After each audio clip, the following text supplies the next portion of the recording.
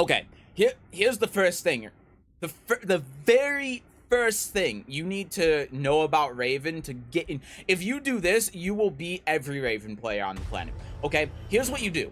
Anytime you see his quotes, anytime, this is the wrong one. Anytime that you see his quotes, if you see this, it's minus 14. If you see this, it's minus 14. If you see this, that one's minus 15. If you see this, it's minus 14. All of them are minus 14. So anytime you see a clone, punish him for it. The other thing, he doesn't have a 15 frame launcher, right? His launcher is 16. He does not have a 15 frame launcher at all. The only thing he has is forward forward 2, which obviously you can't buffer into. So if you have a move that's minus 15, Raven cannot launch it. He does get heat engager, so you have to be careful if he has gray health, and he'll get gray health plenty with his parry. But he can't launch punish it. So even if you have rage up, so let's say for example, you go into rage, you have a lot of gray health left, you hit a heat engager, and you're at like, I don't know, can you see my mouse? Yeah, you can see my mouse. This much health after you do heat engage, or while you're in rage and can do rage out, right? You're doing your rage out will not kill you. Again, unless Raven isn't he, and then he gets full combo obviously off of this. But if he's not, then the best punish he gets is drop. You know, 35 damage.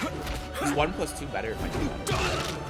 Yeah, 40 damage. So that's the punish he gets. He gets 40 damage if you do rage out. So if you have health that's at or above the line, rage out is basically free.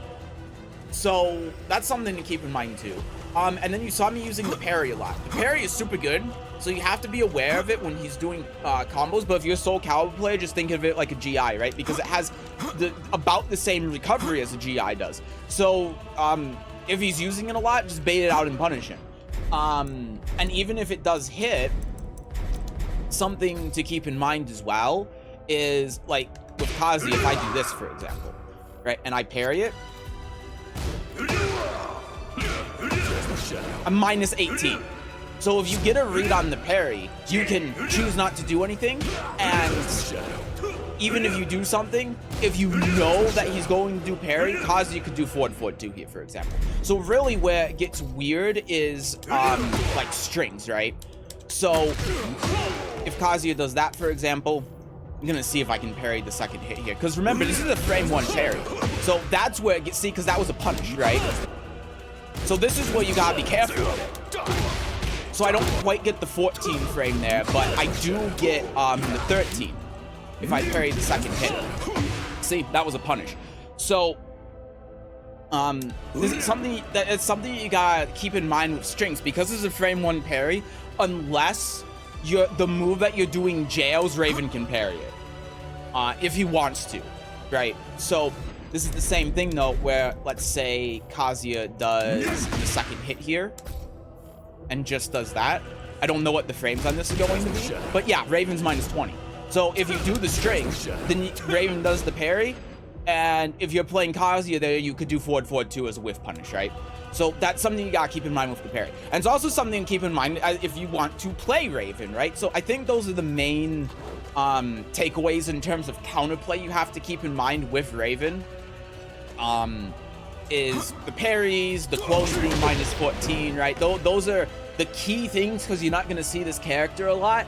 So going into specific things probably isn't really worthwhile, just because you never see this character and you're not going to remember them. But things that you should remember, because they're easy to remember, the clones and the parry, right? Those are big things. The other thing as well is that he has this one, right? He has this parry, but it's off of a back input. So even though theoretically he could do this if there's a 2 frame gap in a string, it's just not practical. So you don't have to worry about that, right? You just want to worry about this one as the parry. Yeah, and then so if you want to play Raven, so I think the first thing about Raven that is really interesting but different about him is the way that he utilizes meter. because his meter management is very different because you get it in combos, right? So if I do a combo, like, of course that was off balance, but if I do a combo like this, right, let's just do a simple one, and then I do this, normally this situation wouldn't be very good for most characters because you're using so much heat to go into this for very little reward. So a lot of the time, if you have decent heating gauges, and Raven has pretty good heating gauges, you would rather try saving this for when you have, like, when you can punish, or when you have gray health and you can recover or something. But with Raven, there's a little bit more depth to it than that, because he can recover the meter in combos. So he doesn't get a lot, but what it means is essentially that for him, doing this in a combo nets him more reward, or maybe punishes him less than other characters. So it's worth doing, especially when other moves, like, for example, this one become much scarier and safer, and this one, and this one. And also keep in mind, if the second hit hits, then he recovers meter, and it allows him to go in the back turn and stuff, and then do other things. So, right. So, Raven is a character where, and I think he might be the only one in the game that's like this, where there is a legitimate reason to just throw out heating gauges, because he essentially has the most heat in the game, just because of how much he can recover and how consistently he can recover it and how it works and everything else. Unlike, you know, like King, where he gets the same mechanic, he recovers heat, but he has to hit grabs. That's the difference. He has to actually hit the grabs, and they can be broken, then you reset to neutral, so you can't do it. But meanwhile, Raven, it facilitates his entire gameplay, being able to recover, not only make the clones safe when they're blocked, but also recover heat. So it's very, very, very strong. Yeah, so let's, just as an example here to show you. So, so you know how the clones are only -14? Here they're -3, right? So, like, you could still hit Raven out of here, don't get me wrong, but also then remember that he has this parry, he has this parry. I mean, if you tried jabbing him, he could, of course, crouch him, full crouch, right? So, these are all things you gotta keep in mind. And the things that you gotta keep in mind as well while you're playing him, where, and I think that's the other thing you have to think about as well with Raven. Frame data, how frame data works for Raven is different than any other character in the game because of parry. And again, if you play Soul Calibur, you think of it like Soul Calibur. If you are -10 in Soul Calibur, unless you're playing against Yoshimitsu or Taki, whatever, we're not considering them. But standard character, if you are -10, you can steal your turns with GI. You know, even though you can't necessarily move around, having GI means that even though you're -10, -8, or whatever, you can still steal turns.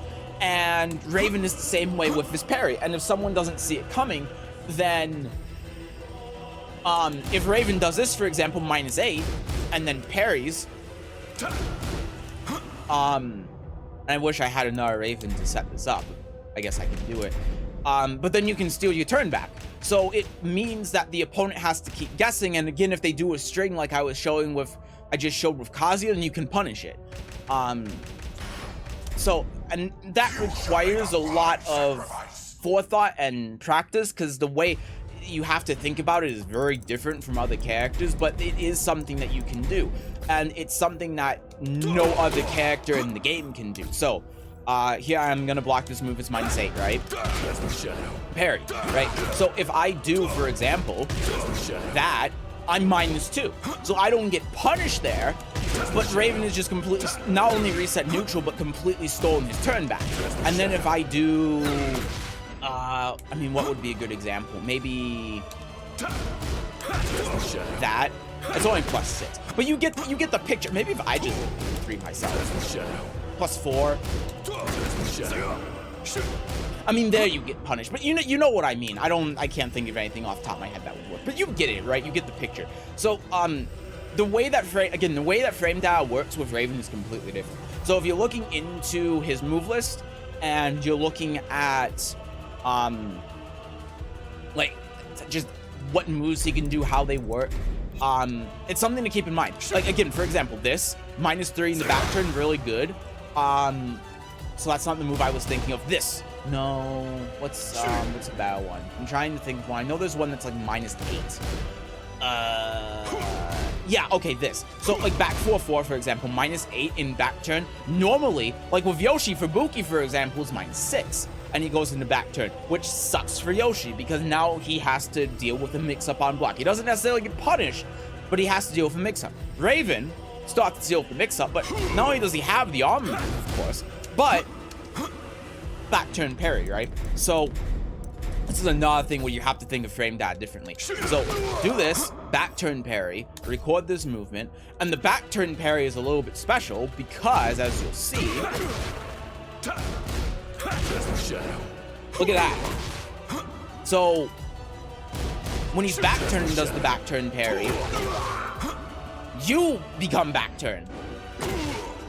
Or, sorry, well, I guess the person not attacked into Raven becomes back turn. You know what I mean? So, again, thinking of frame data differently. So I think those are key things you have to consider when playing Raven, because defensive mechanics are so strong in this game, so being able to utilize this effectively is going to help tremendously.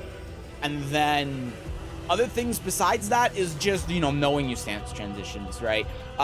You saw the ones that I was doing. I was doing down back 2. This move is obviously amazing. Ravens have been using this move since 2005. It's great. Back 1, which I wasn't using a lot, but it's really good because it just plus on block, puts you in stance. 1-2 is pretty good because people don't want to attack into it because of the follow-up. You have, right, you can do this in the crouch dash moves. You have like crouch dash 1 that goes in the stance, right? So just knowing these key moves that go in the stance, really, really good. I also think back 2 is really good as well. I said all twice, but you see what I mean. And then the main moves that you use in stances, right? So the Raven has a lot of moves in stances and back turn, and it can be overwhelming. Here's what you want to do. You want to do back turn, forward 4-1. This move is great, and also puts you in this stance at +8. It's an amazing move. It's one of the best lows in the game. And then also from back turn, you have 4, right? That's your heat engager, really good. You have 1+2 as your arm move, again, really good. You have 1-4 as an 8-frame back turn move. So that's good in some situations, but they can duck it. So if you know that they're going to hit a button and you know that you're only like -2, -4, whatever, like you did this on block, then this is a great tool, right? So those are the main things to know in back turn. The other moves, like he has this, which is super good, but you don't need to know how to do it. It's more so for like if you're out here, and then you can do that.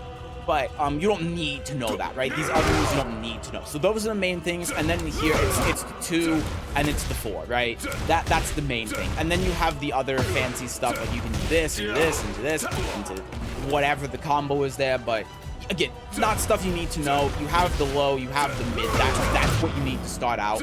And then if they start stepping it, 1+2 is 0 on block. It's a high. It's really good. But people aren't going to step this generally. So yeah, that's the basics of it. And then, yeah, crouch dash. He only has a couple moves in crouch dash. Really, all you need to do is crouch dash 2 and crouch dash 2-1. That's really it. That's really it. Because the rest of the moves that he has in here are, you know, like this is more good in heat. It's a decent move as a whiff punish, but you have other moves you can do. And then, like the 4 is -14, but the thing is, it moves him so far back that it can evade a lot of stuff. Like, I had one instance off stream, I was playing Raven and evaded a Rage Art completely. So, that's kind of the purpose of this move. But again, you don't need to know this stuff, right? So, these are the main things, right? Back turn, forward 4-1, forward 4-1, back turn 4, back turn 1+2 for armor. Stance 4, stance 2, and then crouch dash 2 and crouch dash 2. That's really all you need to know to start out for stances if you want to play Raven. And then you can go from there, right? So just know your stance transitions, know that like a lot of his moves are pretty safe. So you have like, this is a mid, right? This is a mid, this is a high mid. This move is just a great keep out neutral tool. It's one of the best ones in the game. Oh yeah, 4-2 as well, right? This move is insane. Yeah, and then that's the gist of it. So if you want to play Raven, those are the cliff notes. That'll get you started. That is what I used to get to Fujin.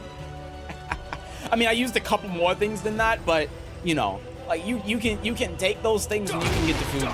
So yeah, those are my thoughts. That's my advice.